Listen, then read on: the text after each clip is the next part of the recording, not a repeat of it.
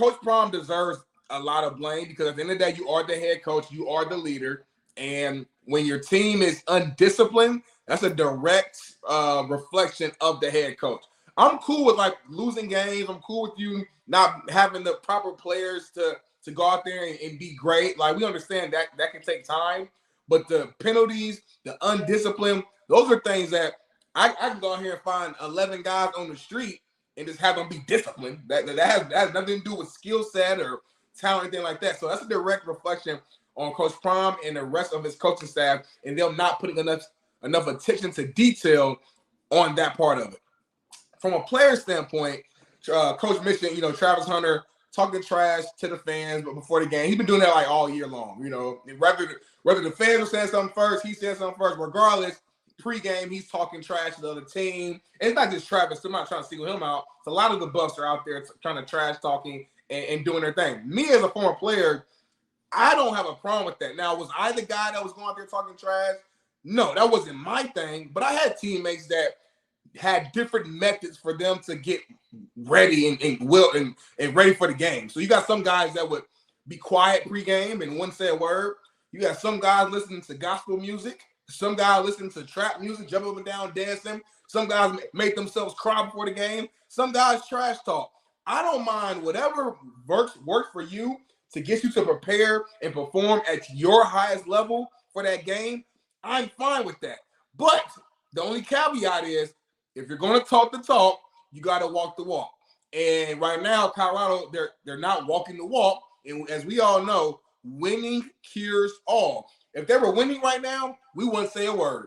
We would have no problem with the podcast that Travis doing, the trash talking doing before the game, the rappers at the game, the Big Fox Noon being there. Like, if they were winning right now, we would have no issue. But when you lose, the media, all of us, we're trying to figure out why. And anything that's outside of the books per se, we point at that. Oh, you're doing all that trash talking. That's why you're losing. You're not focused. Oh, you got rappers at the game. That's why you're losing. Oh, Coach Prom, not Coach Sanders. That's why you're losing. We're starting to point at all the little things that we could possibly point at to try to find a reason. And maybe there is some validity to everything that we're listening. Or maybe this team is not that good. And maybe we overhyped them the first 3 weeks. And in reality, they don't have the real talent on that team as of right now to be great in the Pac-12 that we all agree is probably the best top to bottom conference this year. And that could just very well be it. And maybe next year they might win 8-9 games. Who knows? Time will tell. So I guess in summation, Weddle, I'm saying I think at the beginning of the season, people were too excited over the first 3 wins, and we were losing our mind. And national champions, they're ranked. On the flip side, I think we're also going a little too far and saying, "Oh, this team is horrible. Coach Prom has made them worse." And I think it's somewhere in the middle. We got to pump our brakes, and we honestly just need more time to see this whole thing play out. I disagree only because I'm from the hood, and I'm from the don't start none, won't fucking be none. Where am I from, JB? You're making excuses, homie. You're making excuses for the dude, in my opinion. And this whole program, guess what? Don't start none, won't be none. Y'all started it, Big Smitty. He started this shit. Don't start it. Don't start. How about you go in there and be humble and say, let's start. We're starting 3-0. These motherfuckers thought they won 3 natties. No, you didn't. You beat 3 non-bowl eligible teams.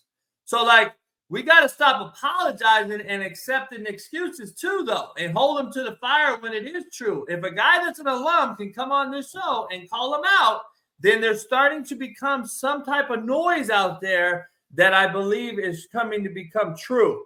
And I'm starting to see Andre Rison post tweets and seeing I don't know if you saw his video. He thinks there's internal issues there. And he's saying that the coaches are coming out leaking information out there. Andre Rison did a post, and him and Deion used to go at it, but he's defending Deion. He's defending him, and he's like, man, you got to be careful who you hire. I was like, oh, that's kind of interesting on what Andre was saying, and Warren Sapp and all these other cats. It's like it's starting to become interesting, to say the least. But again, we hired a brand, not a coach. that is what you got to be careful with when you do this. We've seen this before. This ain't the first time, dog. We've hired brands before. We've hired them at other schools, and they've imploded, to be honest. So I got to ask you this, though, Smitty. Where is Method Man and Snoop and all these other mothers? Where they at now? I ain't seen them. I ain't seen them in a minute. I ain't seen nobody on the sideline, homie. Like, what's cracking? Keep it real. Winning kills all. When you lose, dog. Like, now y'all ain't supporting them anymore. People don't want to be around losing. That's what it is. I don't see y'all. Well, then y'all some fake ass cats, homie. Y'all fake as shit. Then that's what it is. Sure. That could be it. Or maybe Coach Prime is stopping it now because the way it's I don't know. I'm saying I don't know. I don't know. I'm not in the locker room. When you lose 4 or 5 games in a row, it's hard to have fucking Method Man come and talk to the team and be excited about it. We just lost 4, 5, 6 games in a row. Like, why the fuck is Method Man here in the building? That makes no sense. I'm not talking about talking. I'm talking about where are they at supporting them on the sideline. Listen. These aren't mega fans. Like these guys aren't like. Listen, none of us, other than Matt, gave 2 shits about Colorado ever until this year. Let's keep it all the way real. Nobody on here, nobody in our chat right now. My best friend's there. Stop. You ain't cared about Colorado since maybe when Matt was there. My best friend is there on staff. He's been there, homie. I've been up there a lot of times. I'm going to root for him always. Of course. Okay. I'm saying but Colorado, nobody watched. Come on now. None of us watch Colorado. We're watching and paying attention closely with our goggles on because Coach Deion Sanders is there right now. And right now, he talks a lot. He's always talked. He's always been confident. That's who he is. Why hire somebody and expect them to change? He's been this guy since day one. Since he got drafted, he said if so-and-so would have drafted me, they would have to put me on layaway because I would have so much money. That's him at 19 years old. So don't expect this guy to change at 40-something years old. So win or lose, this is who he's going to be. You are right. You talk the talk, you got to walk the walk. And when you don't talk the talk, you're going to get backlash. I said from the jump, my first statement was Coach Prime deserves a lot of blame. I'm not defending the cap. I'm just saying we as media members, we go too far in both directions. When they're winning, we think they're the best thing since cornbread. When they're losing, we think they're the worst team we've ever saw. And all I'm saying is put things into the proper context. At the end of the day, as bad as they look right now, I ask you guys this question. Are they better this year than they were last year? And the record will tell you yes, point blank period. Even when they go lose against Weddle's Utah Utes here next week, they're still going to be better this year than they were last year. And that's improvement. That's what you want. I'm different with that answer. In the beginning, I thought so. But you have to watch a whole body of work. And because bad teams, when you take over a bad team as a coach, I'm just telling you as a coach, Weddle knows this. When you take over a bad program as a coach, you can lose games. And you can go 0-10, in my opinion. I've seen 0-10 teams transcendently be different and better than they were. And the team the year before might have won 1 game. And the 0-10 team is still overall better because I know what they're building. In the beginning, I think we had fool's gold. We beat 3 teams that were horrific now that we've looked at it. And I think that as I watch this season go along, I'm not so sure this program is actually better than they've had 500 wins, dog. 500 seasons in the last 5 years. KU. Come on, last year, Jay. I can't go over 5. Yeah, last year was a joke, though. Last year's program's a joke. Ball State won the MAC like 3-4 years ago. This year we won 3-4 games. E-Dub, I know you got to go E-Dub in 5. What do you think? Few things. With Smitty's point earlier, about I would just be a little reserved with the players interacting with fans, because if you're going to be the guy and you hope to play at the next level, like how are you going to handle the NFL life? How are you going to handle the media then and people wanting you not just to not play on your team, but to not be alive? Like that's the realness of when you get to that league. So you're already getting into engagements with the fans. Like I would just, if I was a leader on that team, like focus on what you can control. Like those people are meaningless to you, and you're spending and wasting time and energy on trying to go back and forth. You're never going to win that battle. Never, ever. Like people are always going to have a certain opinion on you, and you're never going to be able to change that. So why waste time on things that you can't control? So that for one, that I would say that for the Hunter thing, even though he's playing great and all this other stuff, I would rather him focus on his teammates and trying to lift them up than worrying about what Washington State fans think of him. There's a lot has to come back to the coach, and I fully, if a coach wants to be great, he's going to look at himself after the season, and I hope Coach Sanders does this. Is what did I do good? What did I not do well? And how do I fix that? How do I become a better coach? How do I become a better leader? Because honestly, we've said this. I think at times it's too much about him and not about CU. And it always has to be. But what he's brought to that program, you can't deny. Like, it's you can't sit here and say he hasn't put Colorado back on the map, even though they haven't had the success on the field. It's a process. And as a coach, I just hope that he looks at everything, because he is the guy. He is the leader of this program. Because in my mind, and I'm a little different, like the way he talks so brandish about kids and kicking you out after the season if you don't get the job done, like I wouldn't want my son to be a part of that culture, and I wouldn't want my son to be a part of that mindset. I want someone to teach him, to motivate him, to grow him as the seasons go on. And I think he's going to lose out on good kids because of that. Now, if you get a bunch of individuals that only care about going to the league, how are you going to build a team to be a team? And that's the greatest team sport in the world, because you need everyone moving in the right direction. So let me ask you guys this on that point. I want to ask Smitty and you. Do you think it's unfair in this world, the time that we're living in, social media, instant gratification world that we're in? Let's basically call it what it is. It's instant gratification. You win now or you're fired. Like, that's in social media. You got to win right now or you're going to be fired in a year. We've seen coaches one and done now in college, which we used to never see.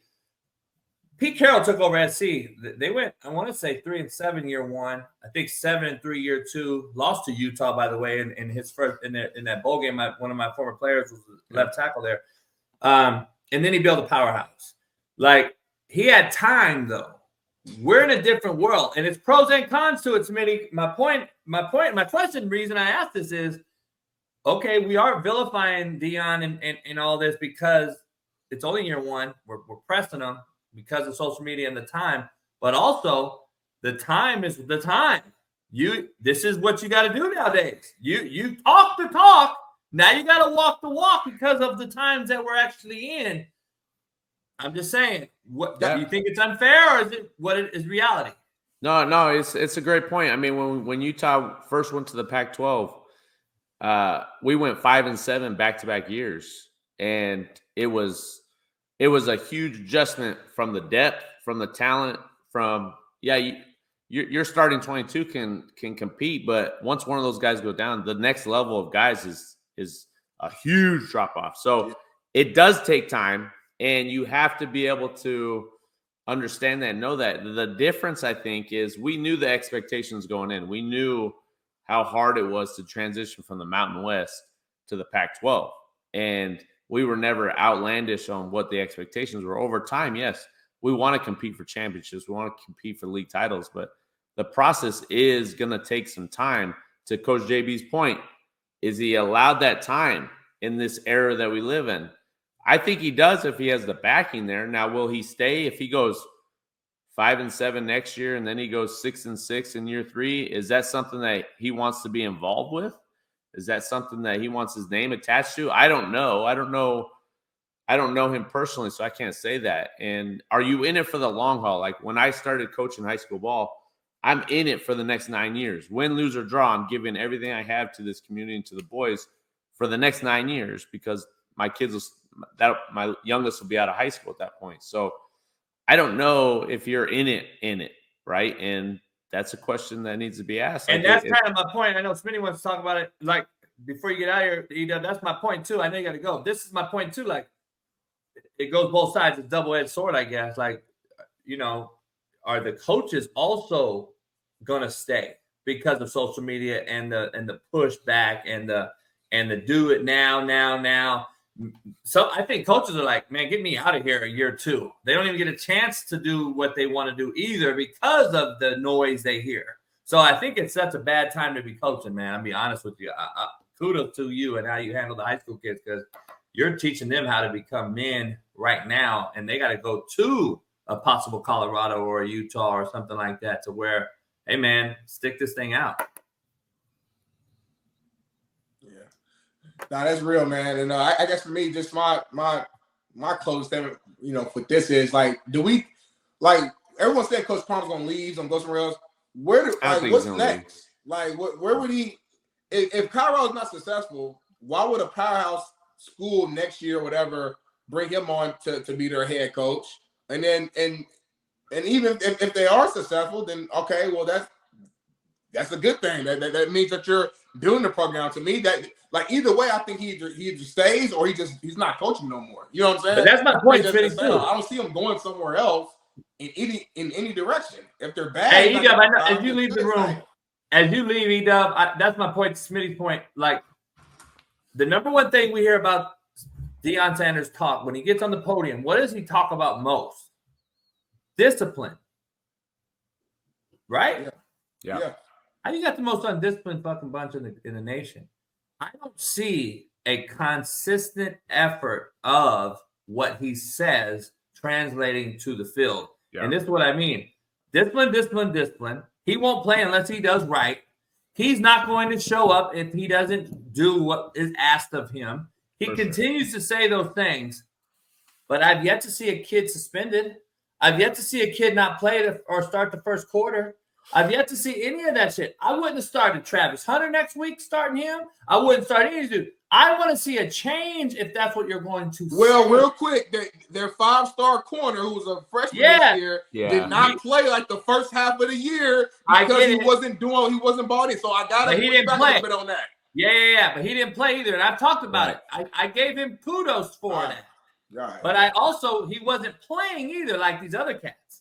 I think it's twofold. It's what do you do during the week, and then also are you following up during the game? Like I pull guys out for jumping off sides. You're out. Next guy up. I pull guys out. I pull guys out not reading the guards inside linebacker and do it over and over. You make quarterback not climbing the pocket and taking sacks on a 10-yard drop. Like, hey, back up, get in there, because that's just not acceptable. And if you're not doing what your coach do, if you're not preaching what you coach, then you allow it. And at times I've allowed certain things throughout this past season, and I had to reel it back in, because how can these kids keep you looking you straight in the face and you're not going to be a man of your word? I mean, there's so many things to unpack with Colorado. There's a lot going on, but at the end of the day, you got to stand on what you are as a coach and what you preach and what you say. And at the end of the day, if you're doing that, you can look yourself in the mirror. If not, it's going to be a tough road dealing with all these different personalities if they don't respect the leader and know that you're genuine and real and you want what's best for them.